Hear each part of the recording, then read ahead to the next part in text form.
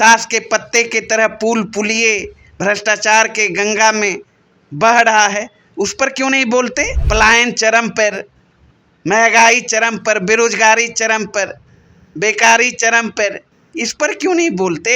आप मेरे पास है, आप पढ़ लीजिएगा और जो सवाल उठाते हैं उसको बता दीजिएगा।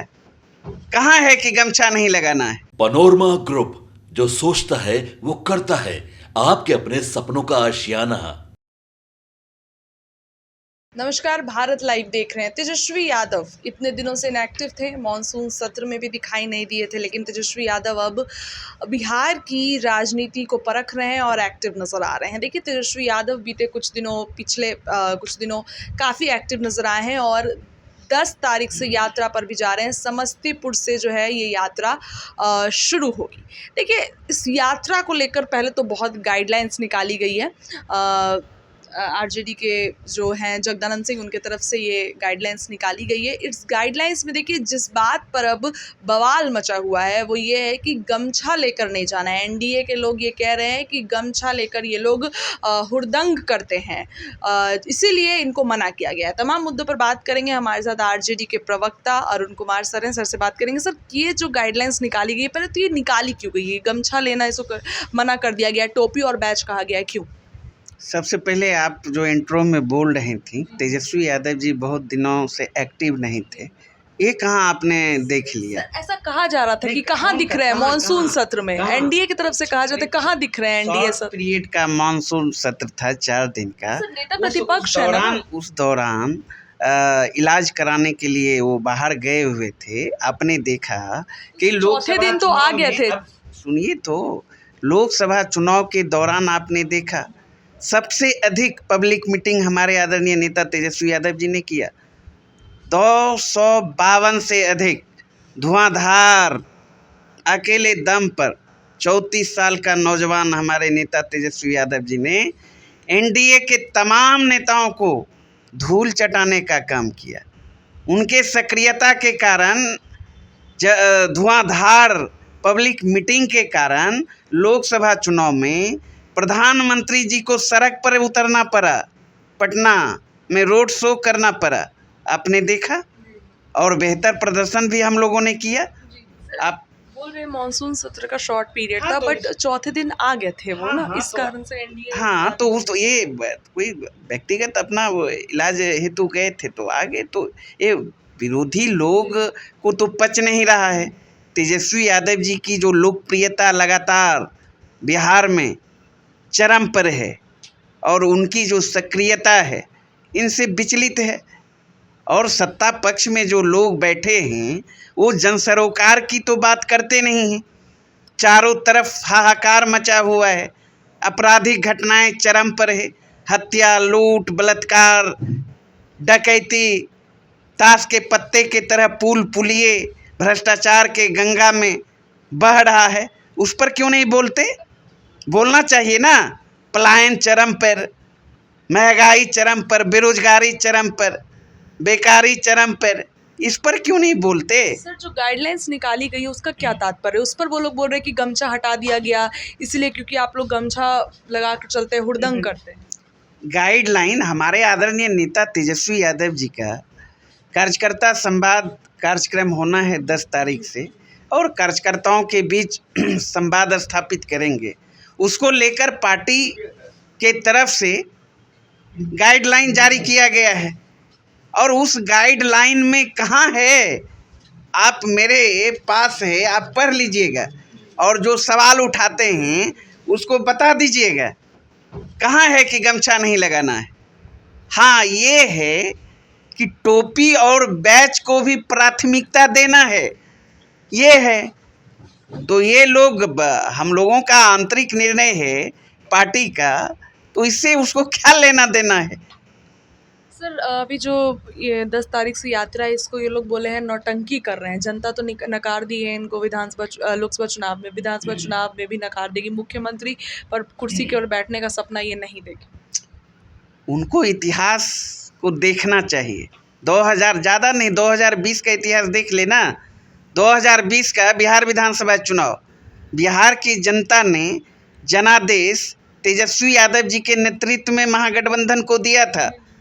एनडीए नरेंद्र मोदी जी और नीतीश कुमार ने मिलकर षड्यंत्र करके 2 दर्जन से अधिक महागठबंधन के उम्मीदवारों को चुनाव हराने का काम किया। जीता हुआ उम्मीदवार शासनादेश के बल पर मात्र 12,000 वोट ही कम आया ना एनडीए के बनिस्पत महागठबंधन को। नहीं तो बिहार के मुख्यमंत्री तेजस्वी यादव जी बने हुए थे, रोका गया ना, जनादेश का डकैती किया गया ना। उसके बाद लोकसभा का चुनाव आप देख लीजिए, तेजस्वी यादव जी के नेतृत्व में बिहार में इंडिया ब्लॉक ने बेहतर प्रदर्शन करने का काम किया। परसेंटेज में वृद्धि हुई, सीट में वृद्धि हुई। वहीं एनडीए का सीट लॉस हुआ। जेडीयू 16 से 12 पे आई, भाजपा 17 से 12 पे आई। तो फिर उसको ना सोचना चाहिए, जनता लगातार नकार रही है। वहीं जदयू को पिछले बिहार विधानसभा चुनाव में 3 नंबर की पार्टी बनाया। बिहार की जनता ने तेजस्वी यादव जी के अगुवाई में राष्ट्रीय जनता दल को 1 नंबर की पार्टी बनाया। तो ये उनको सोचना है, और इसी चीज़ का बौखलाहट है, छटपटाहट है कि सत्ता अब खिसकने वाली है। चूँकि जनता के जो सवाल हैं उस सवाल को तो हल पा नहीं कर रहे हैं, हल तो कर नहीं रहे हैं। जो समस्या है बेरोजगारी का, महंगाई का, भूखमरी का, पलायन का, अब देखिए विगत दिनों राष्ट्रीय जनता दल के राज्यसभा सांसद माननीय संजय यादव जी ने राज्यसभा में सवाल उठाया पलायन को लेकर, और केंद्र सरकार का जवाब आया बिहार से 3 करोड़ के लगभग लोग पलायन कर चुके हैं। हाँ, डेटा बता रहा है। पलायन रोकने के लिए कोई कार्यक्रम नहीं बताए ना। डबल इंजन की सरकार है बिहार में, 10 साल से केंद्र में बिहार की जनता पूछ रही है, ये इधर उधर की बात कर रहे हैं। सर एक सवाल पूछूंगी, सुप्रीम कोर्ट के फैसले पर आज एक याचिका जो आपने दायर की थी उस पर फैसला आया है, और आपके फैसले, आपका याचिका और बिहार सरकार की याचिका को अटैच कर दिया गया है। क्या लगता है आगे क्या सुनवाई इस पर की जाएगी? तो आप लोग की याचिका को माना जाएगा? देखिए, लगातार आपने देखा 17 महीना का जो महागठबंधन की सरकार था और तेजस्वी यादव जी के 17 महीना के सेवा काल में जाति आधारित गणना हुई बिहार में। गणना उपरांत दलितों के लिए, आदिवासियों के लिए, पिछड़ों के लिए, अति पिछड़ों के लिए आरक्षण का सीमा बढ़ाकर 65% किया गया। उन बढ़ाए गए आरक्षण की सीमा को केंद्र सरकार को भेजा गया था कि आप भाई इसे संविधान के 9वीं अनुसूची में शामिल कर लीजिए ताकि किसी प्रकार का कानूनी अड़ंगा नहीं लग पाए। लेकिन केंद्र सरकार ने नहीं करने का काम किया, और आपने देखा हाई कोर्ट ने निरस्त करने का काम किया। और उसके बाद हमारी पार्टी तेजस्वी यादव जी के निर्देशानुसार सुप्रीम कोर्ट गई, और सुप्रीम कोर्ट ने हाई कोर्ट के आदेश के विरुद्ध नोटिस जारी किया है।